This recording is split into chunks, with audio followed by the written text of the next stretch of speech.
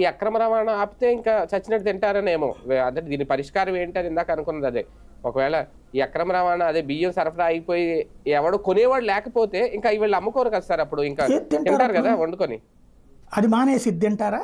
ఇవే బియ్యం నువ్వు నిర్బంధిస్తే తింటారా? అంటే మరి తీసుకుని ఏం చేసుకుంటారు? ఇంకా రేషన్ బియ్యం తీసుకుని ఏం చేసుకుంటారు ఇంట్లో పెట్టుకుని?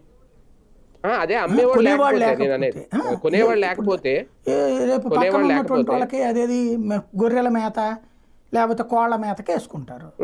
కాబట్టి దానివల్ల ఏమవుతుంది, ఆ పేదోడికి వచ్చే రూపాయి తగ్గుతుంది. ఇప్పటికే 10 రూపాయలు వస్తుంది 45 రూపాయలు బియ్యాన్ని, రేపు 5 రూపాయలకే తీసుకుంటాడు. అది మళ్ళీ బ్రోకరే బాగుపడతాడు అప్పుడు కూడా. ఇది కాకపోతే ఇంకో చోటకి. ఇప్పుడు మద్య నిషేధం ఎందుకు ఎత్తేసామండి? అంతే. ఎందుకు ఎత్తేసాం మనం?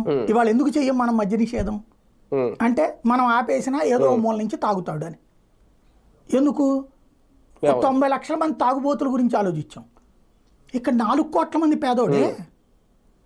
4 కోట్ల మంది పేదలకి నువ్వు తినే బియ్యం ఇస్తే నిన్ను దేవుడు అనుకుంటారు కదా. నువ్వెందుకు చెయ్యవది? అది చెయ్యకుండా భయపెట్టి వాడిని ఆ బియ్యం నుంచి దూరం చేద్దాం అనుకుంటున్నాం మనం. ఇప్పుడు ఏంటయ్యా వీళ్ళు చెప్పేది? రేషన్ బియ్యం నువ్వు ఎలా కనిపెట్టావు? బియ్యం కింద మీద ఏమైనా ఉందా? లేదుగా.